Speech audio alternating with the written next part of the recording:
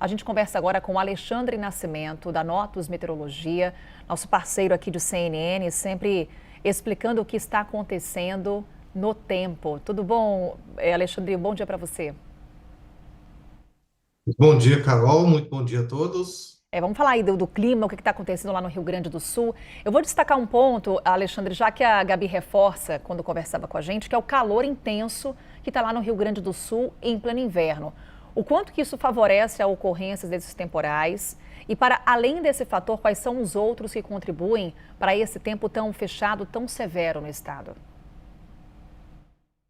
Olha, Carol, é um combo de coisas acontecendo ao mesmo tempo, né? Então, o que que nós temos? Nós temos um sistema de alta pressão sobre grande parte do Brasil. Esse sistema funciona como se fosse uma barreira, um bloqueio atmosférico que faz com que as frentes frias elas não consigam se deslocar.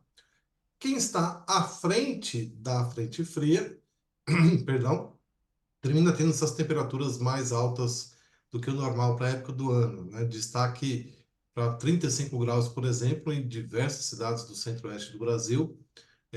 Você destacou aí os estados do sul, né? A temperatura chegando próximo de 30 graus, o que deve ser aí por baixo, né? 10 graus acima do normal. Isso sem fazer muita conta, né? Só ponto de vista médio aí para as regiões. E aí, essa região de fronteira, né, termina sendo uma região que, além da instabilidade da frente fria, recebe, né, a instabilidade que tecnicamente a gente chama de termodinâmica, né? Então, isso termina se somando e formando esses volumes de chuva muito significativos. Então, só para a gente ter uma ideia, na região de Santa Vitória do Palmar, que fica bem no extremo sul do estado do Rio Grande do Sul, choveu nas últimas 24 horas 115 milímetros, né? Então, toda essa chuva foi formada exatamente por esse combo, que termina sendo, né, o bloqueio favorecendo um pouco à Tá frente o chovendo, calor, pessoal? o choque do calor com o frio forma nuvens ainda mais carregadas, que são abastecidas, né, pelo ar quente e úmido que vem da Amazônia. Então, né, é prato cheio para a formação de estabilidade. Então vamos lá, Alexandre, até quando vai essa chuva, para quem está nos acompanhando, principalmente lá no Rio Grande do Sul, o quanto que essa chuva tende a se espalhar pela região sul e também para outras regiões, ou a gente está naquela condição de bloqueio atmosférico?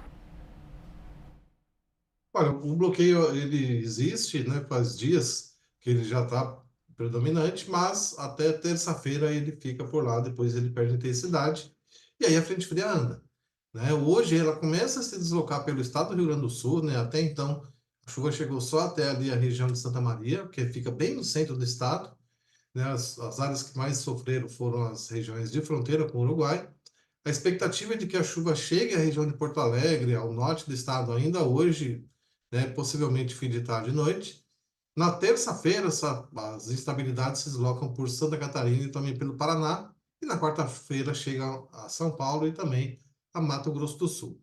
Tá? Mas a gente já tem aí, né, nesse trajeto, né, volumes de chuva bastante significativos. Essa região fronteiriça que eu expliquei agora há pouco, além da chuva, ela promove também a formação de tempestade de vento. Então a gente tem, à medida que a frente fria vai se deslocando, promovendo tanto a chuva forte quanto a ventania. Isso a gente está falando de rajadas de vento que com facilidade superam os 70 quilômetros por hora e em algumas áreas podem chegar a 100 quilômetros por hora. Então, pelos modelos que você tem aí, Alexandre, tem risco de chuva nessa semana em São Paulo, porque hoje o que temos na capital paulista, imagens ao vivo nesse momento da cidade, um sol brilhando com tudo aqui em São Paulo. E durante a tarde, ontem também sentimos aquela sensação de calor. E pelo que vemos aí na imagem, aparentemente também hoje vai se repetir um céu azul, sem nuvens, sol brilhando com tudo. É veranico que a gente está vivendo, Alexandre? Exatamente. É o mesmo motivo, né, da chuva do sul, é esse sol que a gente está vendo em São Paulo, né, no Paraná, hoje ainda, nas demais áreas do Sudeste, no Centro-Oeste, que é o tampão, né, o bloqueio está sentado em cima da gente. E aí o resultado é isso. Durante a madrugada faz um pouquinho de frio, durante a tarde faz calor, para a época do ano, e a umidade, ela baixa bastante durante a tarde. Então, né, só para a gente ter ideia, ontem chegou aí a perto de 30%, o que coloca a região em estado de atenção. E a expectativa é de que isso permaneça pelo menos até quarta-feira desse jeito. E aí a semana que começa quente e seca deve terminar fria e com chuva. A gente vai passando aqui pelo Brasil com você, Alexandre, você falava de baixa umidade, aí inevitavelmente vamos a Brasília, né? Porque esse tempo seco acaba castigando bastante a população por lá. A gente vai ter as imagens ao vivo já em instantes para mostrar como é que está o domingo na capital federal. Também um céu azul, sol brilhando com tudo.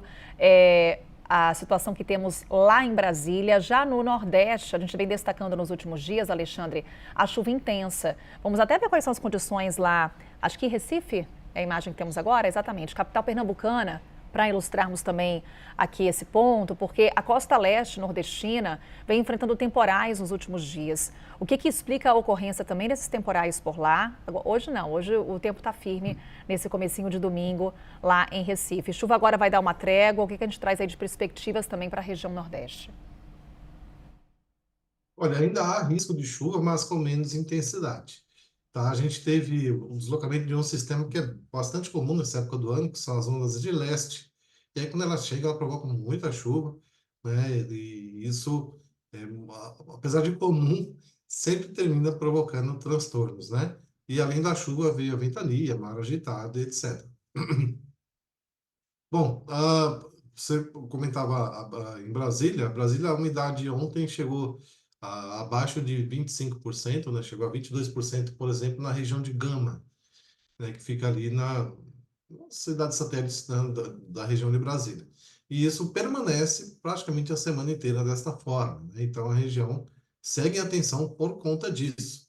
E isso vale para praticamente todo o interior do Brasil. Teve lugar que a umidade chegou abaixo de 20%, exatamente ali no Mato Grosso, na divisa com Goiás e Tocantins, né, que é a região do Vale do Araguaia.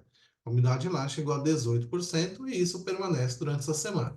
Então, Carol, é aquela combinação proporcionada, inclusive, pelo fenômeno El Niño. As chuvas mais fortes se concentram no sul, para cima fica o calor, fica a baixa umidade, né? E isso permanece pelo menos aí até quarta-feira em praticamente, né, grande parte do Brasil. Podemos dizer que as condições climáticas atuais já trazem aí as características do fenômeno El Niño e se é prematuro dizer que o Rio Grande do Sul pode enfrentar um cenário dramático esse ano por causa do fenômeno.